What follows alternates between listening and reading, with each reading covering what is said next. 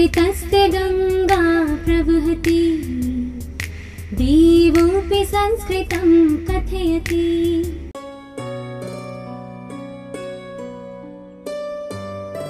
प्रिय संस्कृत मित्राणि, नमः संस्कृताय। संस्कृत गंगा से मैं सर्वज्ञभूषण। आप लोग गीता के दूसरे अध्याय में आपका स्वागत है। हम लोग कल पढ़ रहे थे जातस्य हि ध्रुवो मृत्युः ध्रुवम जन्म मृतस्य च तस्माद् परिहार्यर्थे न त्वं शोचितुमर्हसि। 27वां श्लोक था गीता के दूसरे अध्याय का, और आज हम लोग पढ़ेंगे 28वां श्लोक 28 दूसरे अध्याय का। तो देखिए, इसमें भगवान कृष्ण अर्जुन को समझाते हुए कह रहे हैं, हमारे सामने भी कृष्ण भगवान बैठे हैं। तो देखिए भगवान कृष्ण 28वें श्लोक में क्या कहते हैं कि अव्यक्तादीनि भूतानि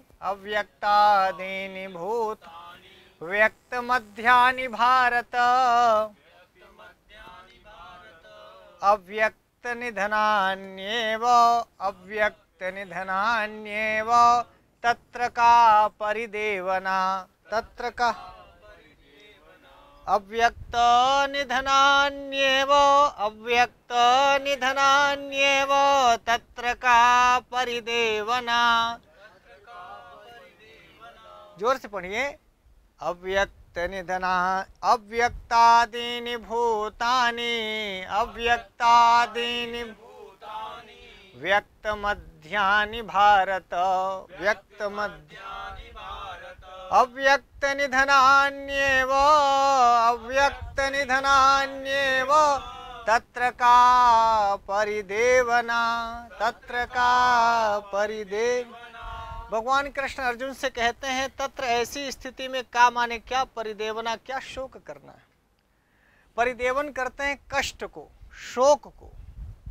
तो कहते हैं तत्र का परिदेवना, अर्थात ऐसी स्थिति में क्या परिदेवना होनी चाहिए, अर्थात कोई कष्ट नहीं होना चाहिए, कोई शोक नहीं होना चाहिए, कोई परेशानी नहीं होनी चाहिए। ये तत्र ऊपर की लाइनों से जुड़ा है और ये भारत संबोधन है। भारत वंश में पैदा हुए हैं अर्जुन, इसीलिए इनको भारत कहते हैं। तो Bharat, this is not India, ये इंडिया के लिए नहीं कि। और वैसे भी आप सामान्य अर्थ लें तो ऐसा भी कह सकते हैं कि अय भारत, यानी अय भारतवासियों, अय भारत के लोगों। ये मैं अपना अर्थ कह रहा हूँ। गीता में भारत तो अर्जुन के लिए है, पर आपके लिए जब मैं आपको पढ़ा रहा हूँ तो इस भारत का अर्थ माने अय भारतवासियों, आपके लिए भी हो सकता है। तो कृष्णा भैया, अय भारत में रहने वाले लोगों, अय भारतीयों, ऐसा भी अर्थ आप कर सकते हैं। लेकिन भगवान कृष्ण ने यहाँ पर भारत अर्जुन को कहा। अय भरतवंश में पैदा होने वाले भारत, ऐसा है। वो बात कर रहे हैं आत्मा पर, और आत्मा का शरीर से संबंध कैसा है।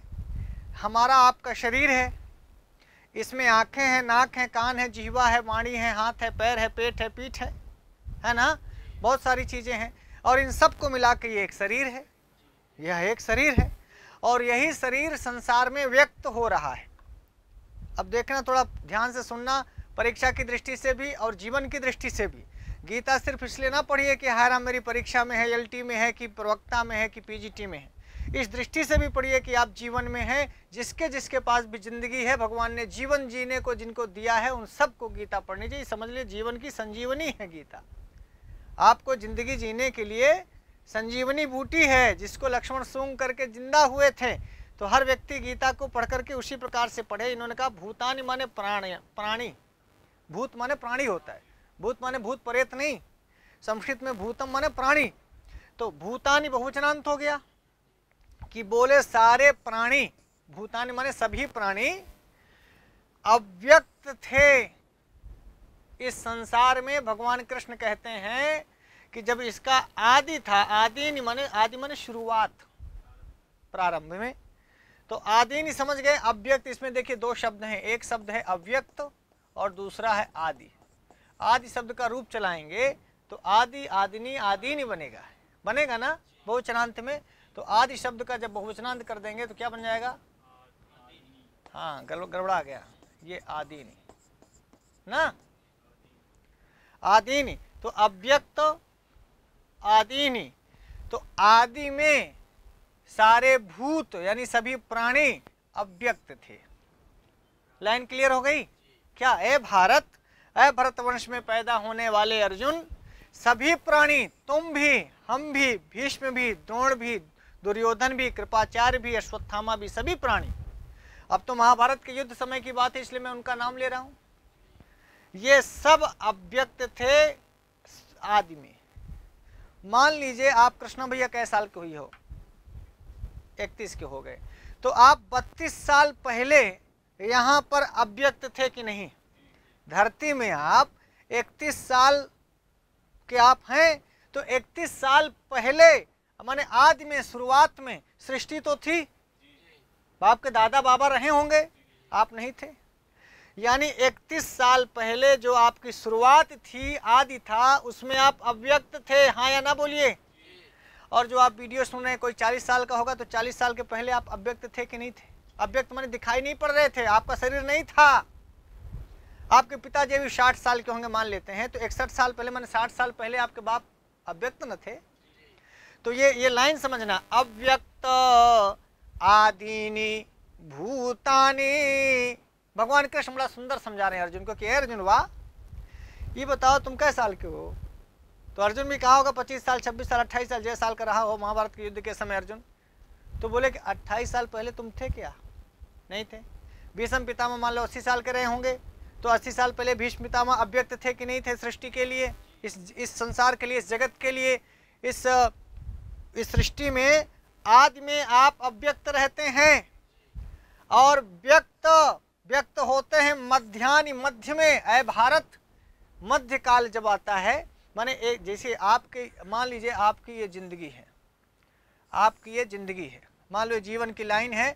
आपने कभी, भगवान न करे ऐसा हो कि आपको मशीन लगे, तो जब मशीन लगती है तो एक मशीन में ऐसे ऐसे ऐसे टेढ़ी मेढ़ी लाइन चलती है, जीवन रेखा है वो, हार्ट चल रहा है कि नहीं। यदि लाइन सीधी हो जाए तो जयराम जी के हो जाओगे, खत्म हो जाओगे। तो ये जो टेढ़ी टेढ़ी लाइन है यहाँ, ये जो टेढ़ी टेढ़ी मान लो जीवन है, तो इस जीवन का ये आदि भाग है। यदि आपका जीवन यहाँ से लेके यहाँ तक है मान लीजिए, तो ये आपके जीवन का आदि भाग है, शुरुआत का भाग है जब आप अव्यक्त थे। और ये आपके जीवन का बीच का भाग है, 50 साल, 60 साल, 70 साल, 80 साल का। इसके बाद आप यहाँ पहुँचते पहुँचते मर गए। कृष्णा भैया रोवा ना, मरे नहीं, अभी जीते हैं आप। तो इसके बाद भी क्या है? ब्लैंक है, खाली है। माने जन्म लेने के पहले भी आप नहीं थे और मर जाने के बाद भी आप नहीं होगे। तो जीने और मरने के बीच का काल मध्यानि कहलाएगा, मध्य काल है ये। समझ में आया कृष्णा भैया? तो इसमें आप व्यक्त रहते हो, इसी में आप दिखाई देते हो। आपका शरीर दिखाई देता है, आपकी नजरें दिखाई देती हैं, आपका आँख, कान, नाक, गला, आपके भौजी आई, हमारी पत्नी आई, हमारा लड़का है, हमारा घर है, हमारा द्वार है, हमारा कार है, हमारी गाड़ी है, हमारा सहारा ही सराहज आई, हमारे फलाने धमाका, सब यही व्यक्त मध्यानि होता है। मर जाने के बाद कोई किसी की साली, सरहज, लड़का, पतोहू, कार, गाड़ी, जमीन, जायदाद कुछ होता है, फिर आप भी अव्यक्त हो जाते हैं और आपके लिए सारा जगत अव्यक्त हो जाता है। और इस जब तक आप पैदा नहीं हुए थे तो उसके पहले भी सब अव्यक्तानि था। तो ये अव्यक्त शब्द यहाँ भी है, अव्यक्त शब्द यहाँ भी है, और बीच में व्यक्त शब्द है। यानी बीच में आप मध्यानि में व्यक्त होते हैं, आदि में आप अव्यक्त रहते हैं, और निधनानि में भी अव्यक्त रहते हैं। निधन माने हाँ, मृत्यु हो गई। तो निधनानि एव अव्यक्तम, और आदि में अव्यक्तम, केवल मध्य में व्यक्तम। तो तत्र का परिदेवना, तब कौन बात का शोक है। लाइन समझ में आई? भगवान कृष्ण कितना सुंदर समझा दिए ना, समझ में आवा कि नहीं? ये यहाँ से जीवन रेखा है, यहाँ खत्म हो गई, ये निधन काल है, निधन। और ये क्या है? आदि है। बोलिए हाँ, आदि माने शुरुआत, निधन माने समाप्त। तो ये बीच का मध्य काल है। बोलिए, तो केवल आदि में आप थे नहीं, इधर ब्लैंक है, और निधन के बाद भी ब्लैंक है, आप नहीं है। जगत तो है लेकिन आपकी जीवन नहीं है, जीवन रेखा खत्म है। तो इसी मध्यानि में इन्होंने मध्यानि को कहा, मध्य काल में आप क्या हैं? व्यक्त हैं। और निधन के बाद भी क्या हो जाएंगे? अव्यक्त हो जाएंगे। और आदि के पहले भी क्या हो जाएंगे? ले डायग्राम बना दिया, इस श्लोक का समझ लो, कुछ समझना है। ये लाइन है, अव्यक्तादीनि भूतानि, अव्यक्तादीनि भूतानि, सभी प्राणी आदि में अव्यक्त होते हैं। चाहे गाय हो, भैंस हो, छेरी हो, बकरी हो, तुम हो, तुम्हारी औरत हो, लड़के बच्चे कुछ भी हो, सबका अव्यक्त और निधन यानी अंतिम, शुरुआत और मध्य होता है। निधन का मतलब क्या होता है? अंतिम। तो ये आदिनी है, आदिकाल, और ये अंत्य है यानी निधन। निधनानि माने अंत्यानि। आदमी कहते हैं उनका अंतिम संस्कार हो गया। आपके जन्म से लेके कई संस्कार होते हैं, तो देखिए गर्भाधान संस्कार को अंतिम संस्कार नहीं कहते। किसी का विवाह हो रहा है तो आप ये कहते हैं कि भैया इनका विवाह संस्कार नहीं है, इनका अंतिम संस्कार है, आखिरी। किसी को कह दीजिए विवाह हो रहा है, कह दो कि इनका अंतिम संस्कार होगा, मार लातन मार घोसन तुमका मार ढहिया कही गई है। अंतिम संस्कार माने जिस संस्कार के बाद अब आपके जीवन में कोई और संस्कार ना हो, वो है अंतिम संस्कार। विवाह संस्कार के बाद भी तो आपके जीवन में बहुत सारे संस्कार आएंगे। लड़का के कंछेदन करोगे, लड़का के बरुआ करबे, आपका भी अभी एक संस्कार बाकी है, आखिरी वाला, राम नाम सत्य वाला। बोलिए। इसके पहले आपका व्रतबंध संस्कार होता है, आपका मुंडन संस्कार होता है, आपका कंछेदन संस्कार होता है, पसनी संस्कार, बहुत संस्कार, अन्नप्राशन संस्कार, हमारे यहाँ 16 संस्कार है। 16 संस्कार में अंतिम संस्कार होता है वो निधन संस्कार है, उसी को मृत्यु संस्कार कहते हैं। निधन संस्कार है, मृत्यु संस्कार है, अंत्य संस्कार है। तो भगवान कृष्ण ने बताया अर्जुन को कि ए अर्जुन, तुम व्यर्थ में शोक कर रहे हो। तत्र का परिदेवना, तत्र, इसमें क्या रोना, क्या शोक करना? भाई शोक तो तब करो कि चीजें आदि से लेकर के अंत तक थी।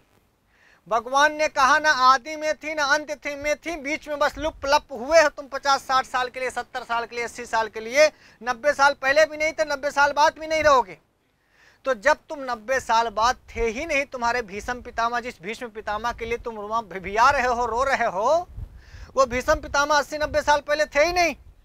और मान लो तुम युद्ध नहीं लड़ोगे तो बुढ़ान है तुम्हारे भीष्म पितामह, 10 साल और जी जाएंगे, और क्या होगा? 10 साल बाद रहेंगे का? नहीं रहेंगे। द्रोणाचार्य भी नहीं रहेंगे, तुम भी नहीं रहोगे, हम भी नहीं रहेंगे। सारी जो सेना खड़ी है महाभारत के युद्ध में, ये सब आज नहीं तो कल मरना है। और जिसकी जितनी उम्र है उसकी अपनी उम्र के पहले जो उसका आदि समय था, तब संसार था, आत्मा थी, सृष्टि थी, लेकिन वो व्यक्ति नहीं था। 70, 80, 90 साल, 100 साल जीने के बाद फिर नहीं होगा, माने निधन अंत संस्कार के बाद भी नहीं होगा। तो भगवान ने कहा बस व्यक्त मध्यानि भारत, केवल मध्य काल में बीच में थोड़ी देर के लिए लप झप करता है। जैसे जुगनू जो है थोड़ी देर के लाइट जलाता है तो प्रकाशित होता है, फिर बुझ जाता है, तो फिर बुझ जाता है, फिर जलता है, फिर बुझ जाता है। समझ में आया? ऐसे ही आप देखिए भगवान ने यही समझाया, क्यों शोक करते हो? ये सब बस बीच में व्यक्त हुए हैं। 50 साल के लिए कोई आया, कोई 60 साल के लिए आया, कोई 80-90 साल के लिए आया, 100 साल के लिए कोई आया, कोई 10-20 साल में चला जाता है, 25-30 साल में चला जाता है। इस पिछले कोरोना में न जाने कितने लोग व्यक्त मध्यानि भारत हो गए। 2 साल के कोरोना में कितनों की लाइट बुझ गई, किसी की यहीं बुझ जाती है, किसी की यहाँ तक जाती है, किसी की यहाँ तक, किसी के यहाँ तक। मान लो 100 साल की लाइट है मान लो। तो भगवान ने कहा अव्यक्तादीनि भूतानि, सारे प्राणी अव्यक्त हैं आदिकाल में। अपने पैदा होने का से आदि का जो काल है, शुरुआत का काल है, तो सब ये पूरा शरीर क्या था? अव्यक्त था। और फिर से मध्यकाल बीच में थोड़ी देर के लिए व्यक्त हुआ, ए भारत व्यक्त मध्यानि भारत। और अव्यक्त निधनानि एव माने ही, निधन में भी अव्यक्त ही हो जाना है। आदि में भी अव्यक्त था और निधन में भी अव्यक्त हो जाएगा, तो तत् का परिदेवना। तो इसमें फिर शोक किस बात का? शोक इस बात का होना चाहिए, शुरुआत में भी रहे होते और आखिरी दम तक कभी जन्म जन्मांतरों तक ना मर रहे होते। इसके बाद तुम्हारे भीष्म पितामह द्रोणाचार्य यहाँ तुम्हारी वजह से मर रहे होते, तो मानते कि भैया शोक करना जायज है। ना तो भीष्म इत्यादि, जो द्रोणाचार्य इत्यादि तुम्हारे सामने खड़े हैं, ये सारे प्राणी आदिनी अव्यक्त, आदि में अव्यक्त थे और निधनानि में अव्यक्त एवं, मरने के बाद फिर से अव्यक्त हो जाएंगे, दिखाई नहीं पड़ेंगे। ये शरीर दिखाई नहीं पड़ेगा, शुरू में भी नहीं था, लास्ट में भी नहीं होगा। केवल व्यक्त मध्यानि भारत, केवल मध्यकाल में थोड़े दिन के लिए 25-50 साल 100 साल के लिए व्यक्त हुआ है। इसलिए तत्र का परिदेवना, इसमें शोक क्या करना है? बात समझ में आ रही कि नहीं? शोक इसलिए भगवान कह रहे हैं कि देखिए, यदि कोई हमेशा आदि अनंत काल से कोई जीवनधारी शरीरधारी रहा होता और हमेशा हमेशा के लिए वह जिंदा रहता जब तक सृष्टि रहती, जब से सृष्टि प्रारंभ हुई तब से होता, और जब तक सृष्टि चलती तब तक चलता, तो हम समझते कि भैया तुम मार दोगे तो ये बेचारा बीच में इसकी लाइट बुझ जाएगी, जन्म मृत्यु खत्म हो जाए, मृत्यु हो जाएगी, राम नाम सत्य हो जाएगा, गड़बड़ा जाएगा। ऐसा तो है नहीं। तुम युद्ध नहीं भी करोगे तो भी ये सब मर जाएंगे। अरे भाई बुढ़ा के मर जाए हैं, हार्ट अटैक से मर जाए हैं, अपनी मृत्यु से मर जाएंगे, बुढ़ा के मर जाएंगे, जरा से मर जाएंगे। हाँ या ना बोलिए। इसलिए आपको शोक नहीं करना चाहिए अर्जुन, क्योंकि यह शोक करने योग्य कोई भी, सबको कहा भूतानि, इसलिए नहीं, ये नहीं कहा कि भीष्म पितामहानि, द्रोणाचार्य ने ऐसा नहीं लिखा, सबको लिखा भूतानि, माने चाहे छेरी हो, बुकरी हो, भैंस हो, गाय हो, हम हो, तुम हो, वो हो, ये हो, पांडव पक्ष के हो चाहे कौरव पक्ष के हो, और भूत में सब आ जाते हैं। भूत में गाय भी आ गई, भैंस भी आ गया, छेरी आ गई, बकरी आ गई, मच्छर आ गया, मक्खी आ गया, सब आ गए, सांप आ गए, बिच्छू आ गए, सारे को भूत कहते हैं ना, सारे प्राणी हैं। तो हर प्राणी की यही स्थिति है, चाहे वो खरगोश हो, गाय, कुछ भी हो भैया। अव्यक्तादीनि भूतानि, अव्यक्तादीनि भूतानि व्यक्त मध्यानि भारत, और अव्यक्त निधनान्येव तत्र का परिदेवना। तो अव्यक्त निधनानि और एव निधनानि के नाम ई था, आगे एव था, यहाँ पर यण संधि हो गई ना। और ये भारत अर्जुन के लिए संबोधन है। व्यक्त मध्यानि यह विशेषण है भूतानि का, और अव्यक्तादीनि भूतानि, व्यक्त मध्यानि भूतानि, और अव्यक्त निधनानि भूतानि। तो ये विशेष से पद है भैया, क्या है? और हाँ, और ये भी विशेषण है। हाँ या ना सही बता रहे हो तो बताइएगा। विशेषण नंबर 1, विशेषण नंबर 2, विशेषण नंबर 3। ये अव्यक्तादीनि भूतानि और व्यक्त मध्यानि भूतानि, अव्यक्त निधनानि भूतानि। तो हे भारत का परिदेवना, हे भारत इसमें शोक क्या करना है? तत्र माने ऐसी स्थिति में, ऐसी परिस्थिति में जब वो आदीन में अव्यक्तानि और निधनानि में भी अव्यक्तानि, केवल मध्यानि में व्यक्तानि, केवल मध्य में यह शरीर व्यक्त होता है। बोलो हाँ या ना। हे अर्जुन, संपूर्ण प्राणी, भूतानि कह दिया ना, तो कहा संपूर्ण प्राणी जन्म से पहले सब अप्रकट थे, अव्यक्त थे, दिखाई नहीं पड़ रहे थे। आदीन का मतलब यह हुआ जब से आप शुरू हुए तब से आपका आदि काल है वो। यदि आप 5 जुलाई सन 1980 को पैदा हुए कृष्णा भैया, तो 5 जुलाई आपका आविर्भाव है, इसलिए आविर्भाव कहते हैं आदि। तो 4 जुलाई 1980 को आप नहीं थे। 5 जुलाई 1980 को आप पैदा हुए, तो 4 जुलाई 1980 को आप नहीं थे। तो आदि में आपका अव्यक्त थे कि नहीं? अप्रकट थे। न व्यक्तम इति अव्यक्तम, आप अव्यक्त नहीं थे। भगवान कृष्ण यही करें कि 4 जुलाई 1980 को यदि आप नहीं पैदा हुए थे तो आप अव्यक्त थे।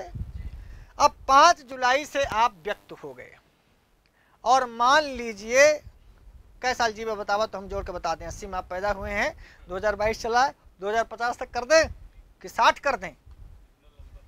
हाँ, तो 60 से ज़्यादा न जाने भूल। 5 जुलाई सन 80 को आप पैदा हुए, 1960 में मान लीजिए आप चले गए, जनवरी कर दें, जुलाई कर दें, तो आप 60, 70, 80, 80 बहुत है, 80 साल बहुत है, बस ठीक है। तो अब बताइए जुलाई 60 के बाद, 1960 के बाद 61 में आप फिर क्या हो जाएंगे? अव्यक्त हो जाएंगे। भगवान यही कहते हैं कि निधनानि में भी फिर अव्यक्त हो जाएंगे। 1980 के पहले आप अव्यक्त थे, और 60 के बाद फिर क्या हो जाएंगे?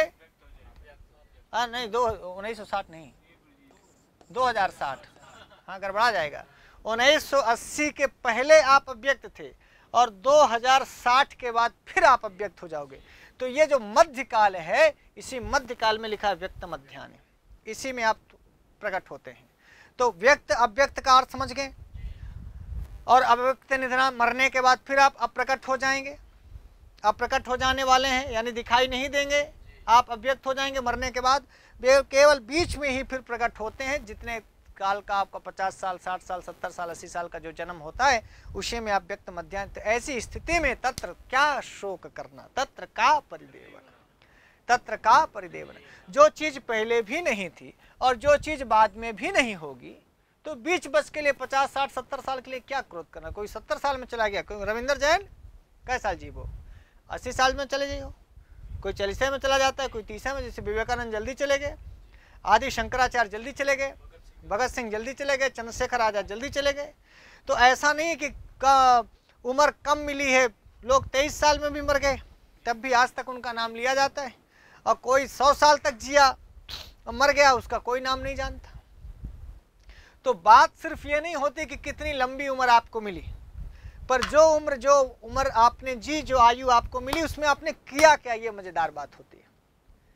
तो कोई 25-30 साल में भी बहुत कुछ कर, हमारे अंबिका दत्त व्यास जी को देखिए, जल्दी चले गए, हमारी उम्र के थे तब चले गए थे वो।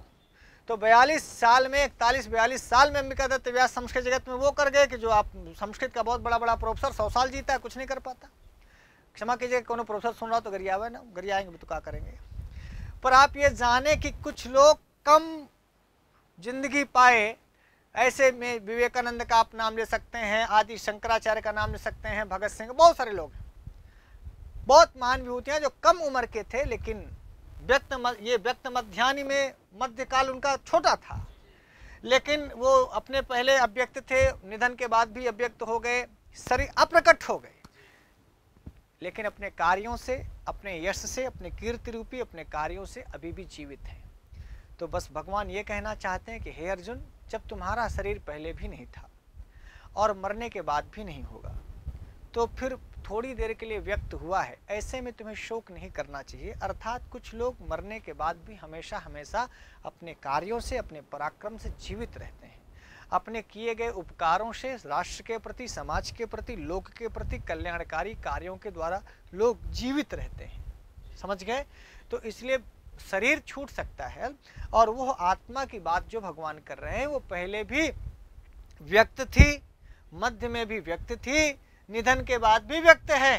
व्यक्त का मतलब यदि उसको आप, वो पहले भी थी, व्यक्त का मतलब दिखाई देना नहीं, यहाँ आत्मा के संदर्भ मतलब वो आत्मा आपके इस शरीर धारण करने के पहले भी थी।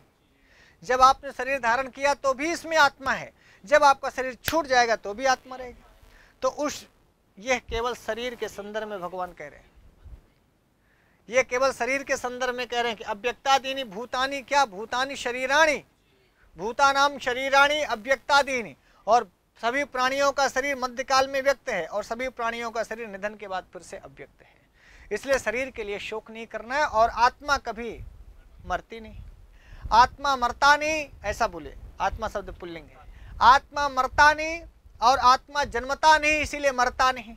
और पहले भगवान कृष्ण कह चुके हैं, जातस्य हि ध्रुवो मृत्यो ध्रुवम जन्म मृतस्य च तस्मात् अपरिहार्यर्थे न त्वं शोचितुमर्हसि। समझ गए।